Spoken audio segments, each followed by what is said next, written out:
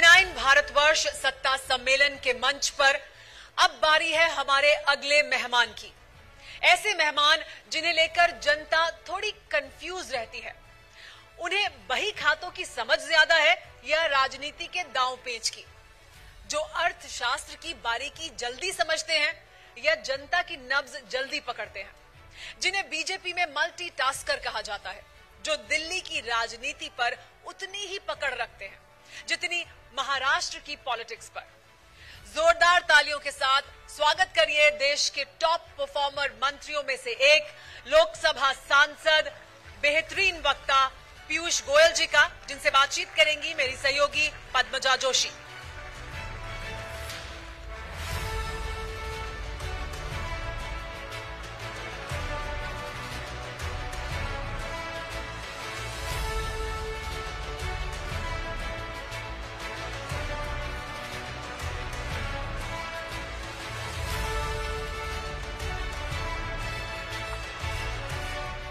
बहुत बहुत धन्यवाद Sumera sir. First of all बहुत धन्यवाद आपका, इतना बिजी आपका पूरा महीना रहा है और खास तौर पे ये वक्त जब टैरिफ को लेकर के ट्रेड डेलीगेशन आया हुआ है, पूरा देश पूरी दुनिया की नजर हम पे है कि आगे क्या होगा।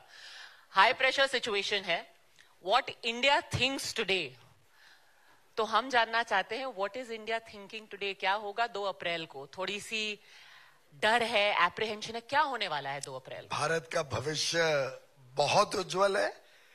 भारत के युवा पीढ़ी की जो क्षमताएं हैं वो भारत की आज की भी स्थिति, what India thinks today and what India will think tomorrow, दोनों पे नजरें रखी हुई है और दोनों के लिए पूरी तरीके से भारत की युवा पीढ़ी में ताकत भी है, क्षमता भी है।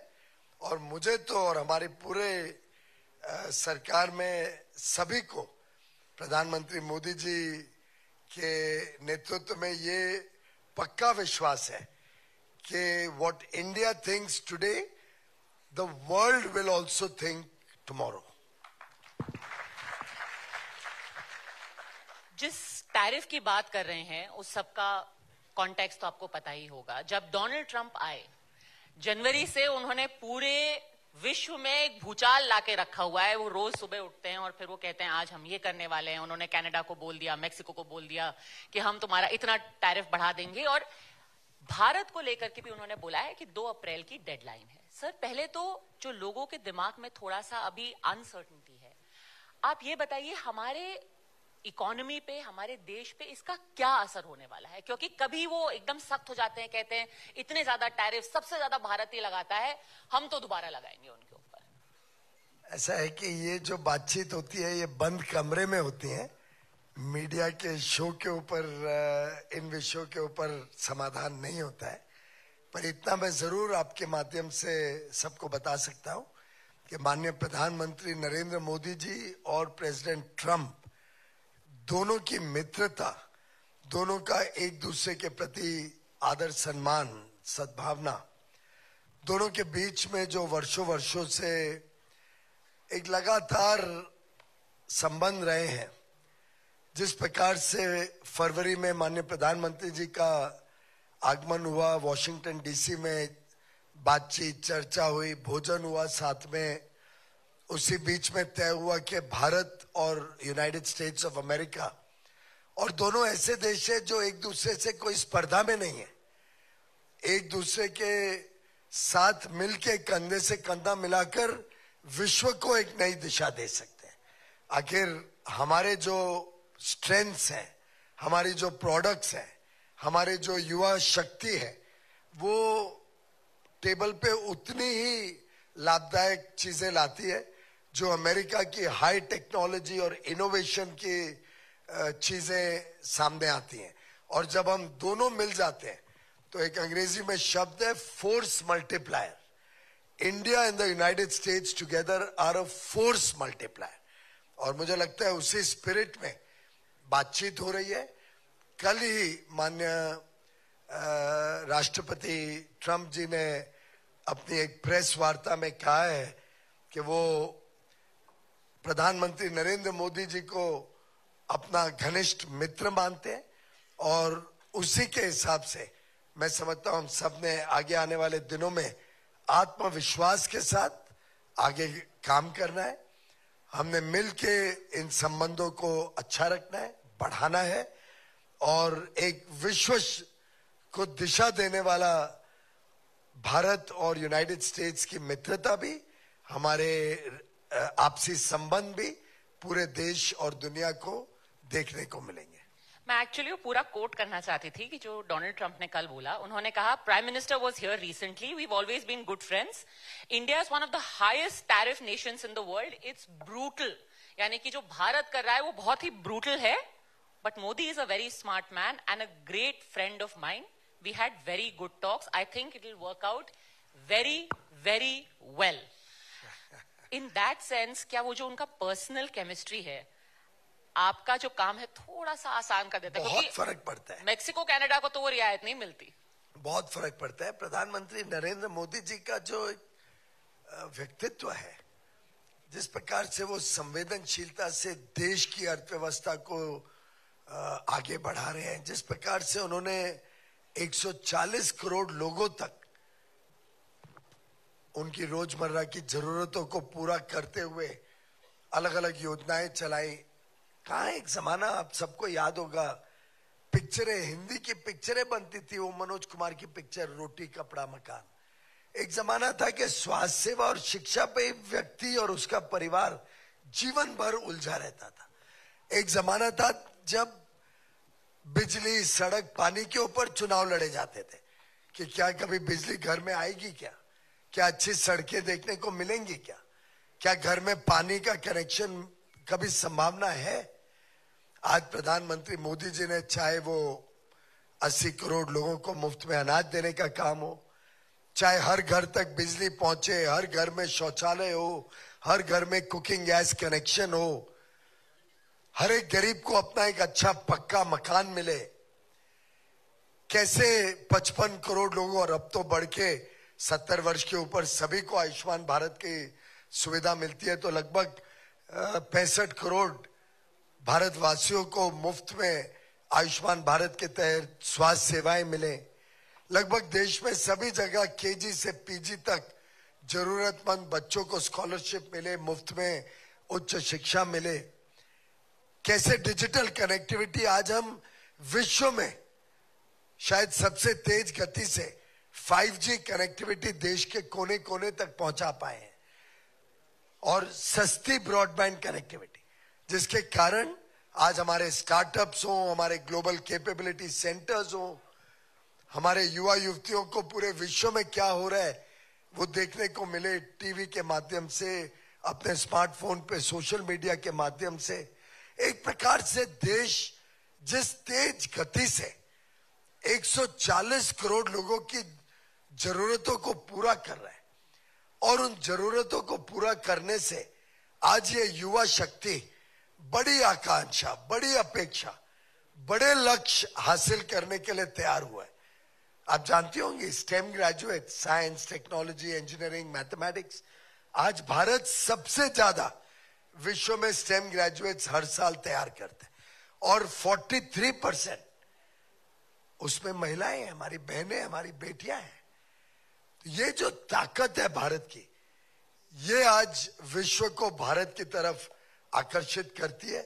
स्वाभाविक रूप से एक निर्णायक नेतृत्व जो प्रधानमंत्री मोदी जी दे रहे हैं, एक युवा शक्ति जो विश्व की अर्थव्यवस्था को भी ताकत देगा, हमारी लोकतंत्र, हमारा डेमोक्रेसी जो रूल ऑफ लॉ और एक विश्वस्त साझेदारी को बल देता है।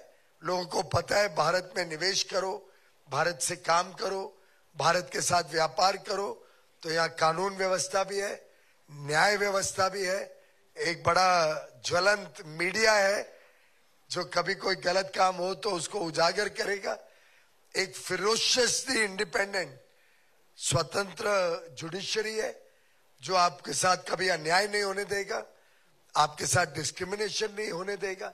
ये जो सब भारत की ताकत है, इसको मुझे लगता है विश्व के हर देश, हर जो ताकतमंद देश है, ये उसको रिकॉग्नाइज करते हैं, इसको स्वीकार करते हैं, समझते हैं, और इसी के कारण आज यूरोप हो यूरोपियन यूनियन के 27 देश हो, यूके हो, ऑस्ट्रेलिया, न्यूजीलैंड हो, गल्फ की कंट्रीज हो, जितने ताकतमंद डेवलप्ड कंट्रीज हैं, सब भारत के साथ आर्थिक संबंध और स्ट्रेटेजिक जियोपॉलिटिकल संबंध भी सुधारने के लिए उत्सुक हैं।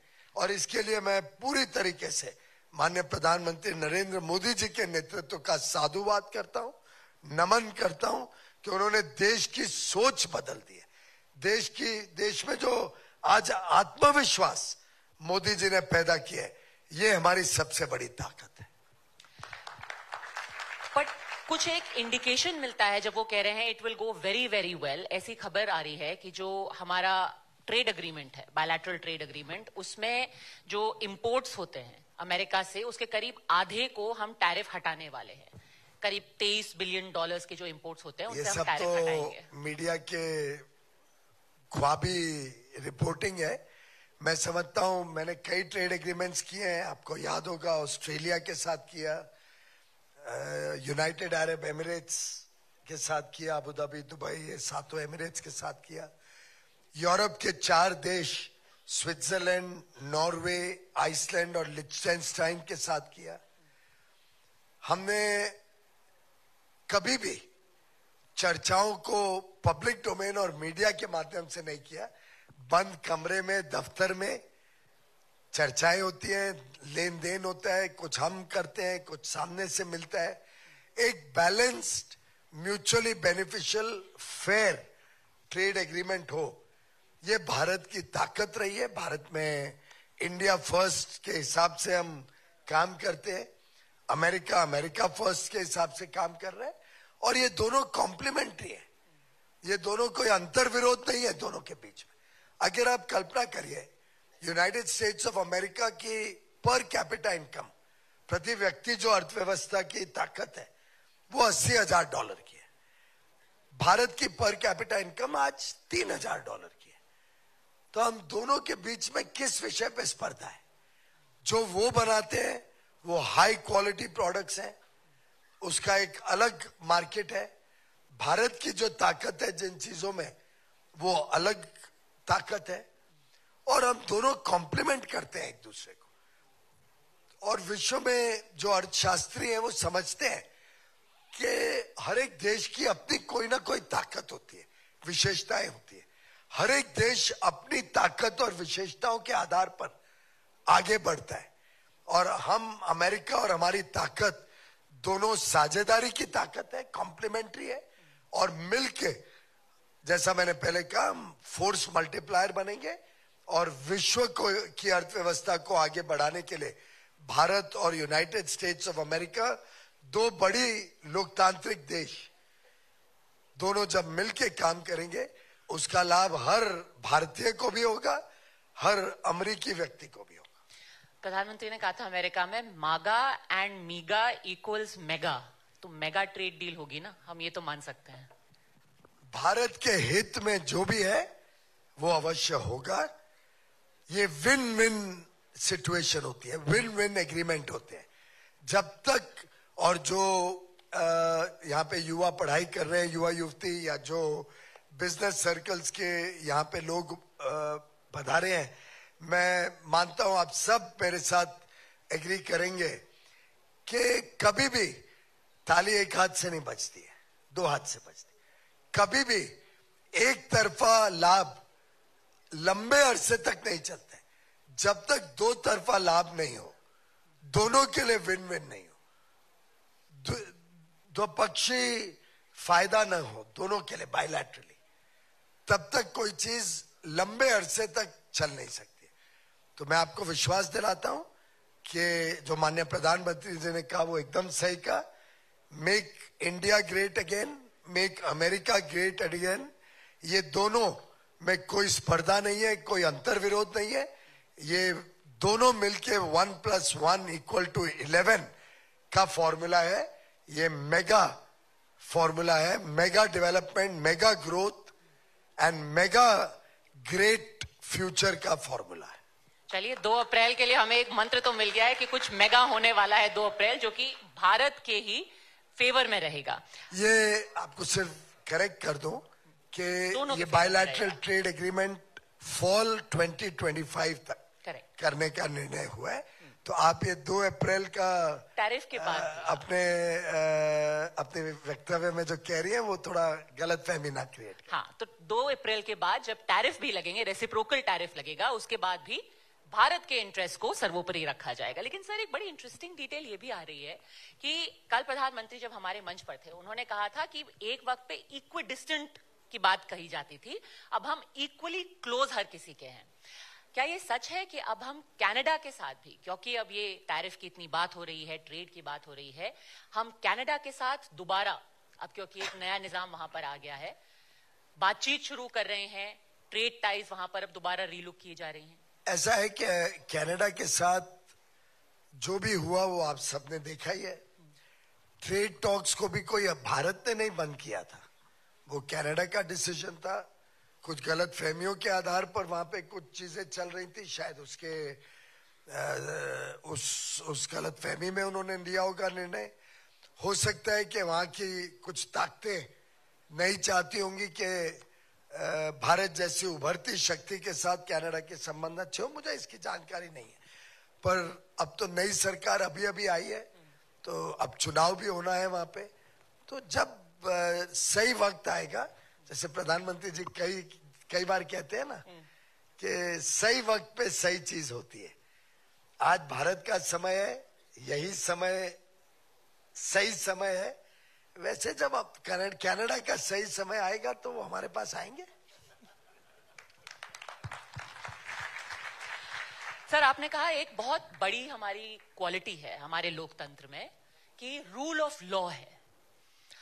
पर आप जिस शहर से आते हैं, जहां के चुने हुए आप सांसद हैं, वहां कुछ एक ऐसी घटना हुई जिसको लेकर के रूल ऑफ लॉ पे ही सवाल उठने लगे। एक आदमी आता है, राजनीतिक विश्लेषक / कॉमेडियन, वो एक वीडियो बनाते हैं, उसके बाद वहां जाकर के तोड़फोड़ हो जाती है। वो एक पोस्ट करते हैं, कहते हैं दी ओनली वे फॉरवर्ड, आगे का रास्ता अब संविधान दिखाएगा।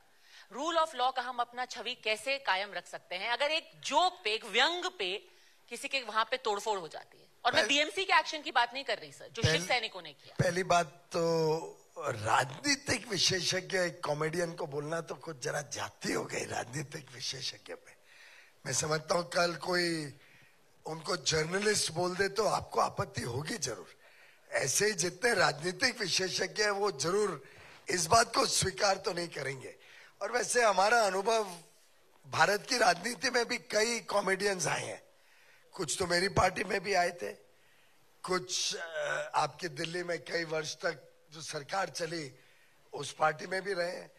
तो कॉमेडियंस को अपना काम करना चाहिए, बजाय के दूसरों के ऊपर इस प्रकार की टिप्पणी करें जो एक तरफ तो बेबुनियाद हो पर दूसरी तरफ बहुत ही आपत्तिजनक हो। और कानून में किसी को गद्दार बोलना, किसी को ट्रेटर बोलने का अधिकार मैं समझता हूं नहीं दिया जाता है।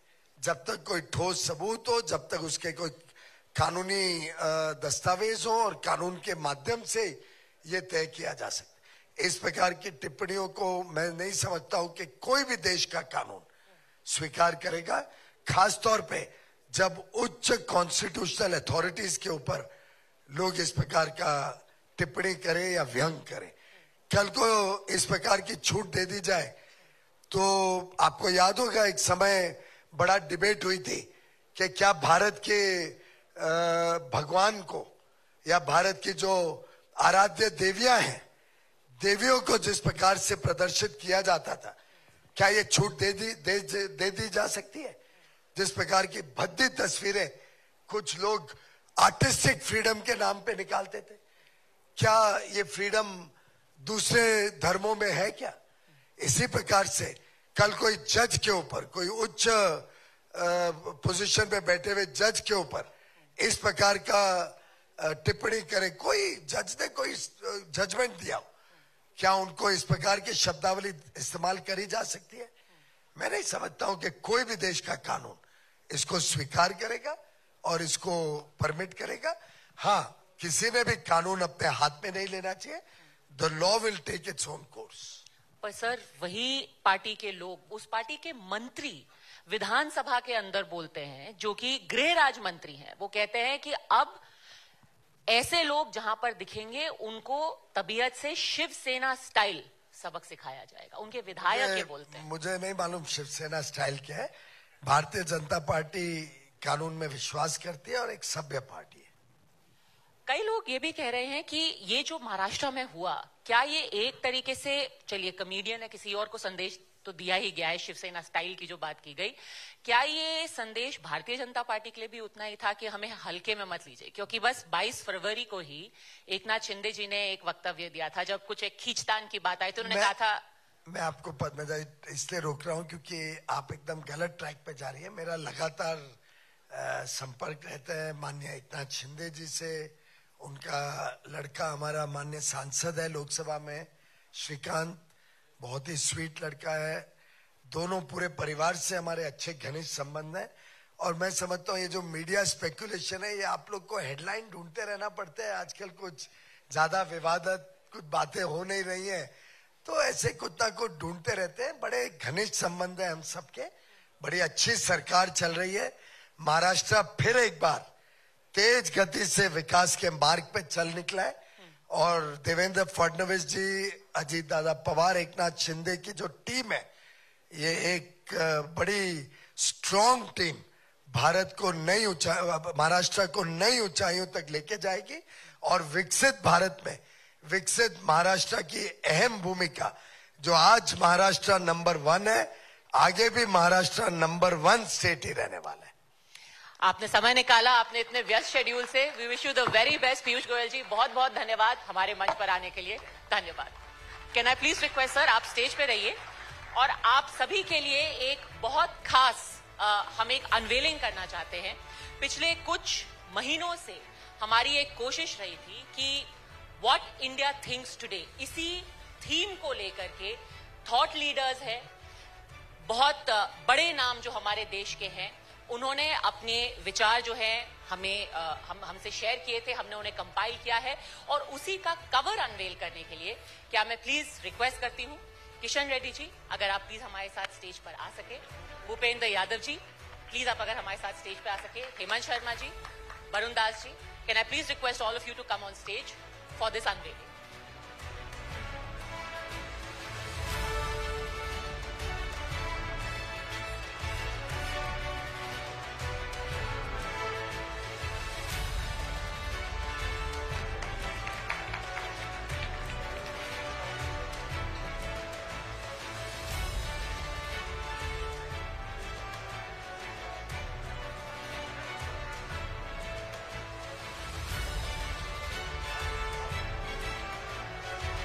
मैं आपको बता दूं कि ऐसे 35 एमिनेंट स्कॉलर्स हैं जिन्होंने अपना ऐसे हमारे साथ शेयर किया है, अपने थॉट्स हमारे साथ शेयर किए हैं।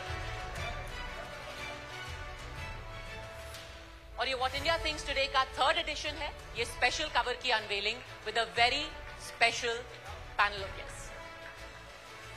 Thank you so much.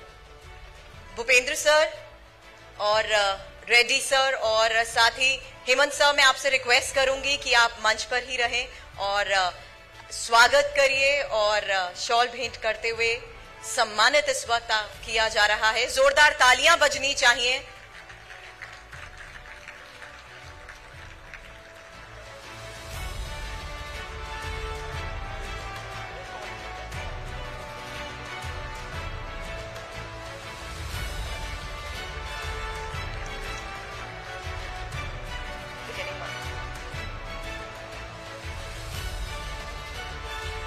और मैं चाहूंगी मंच पर अब मेरी सहयोगी सुमेरा खान भी मुझे ज्वाइन करे और भूपेंद्र यादव जी आप मंच पर ही बने रहें।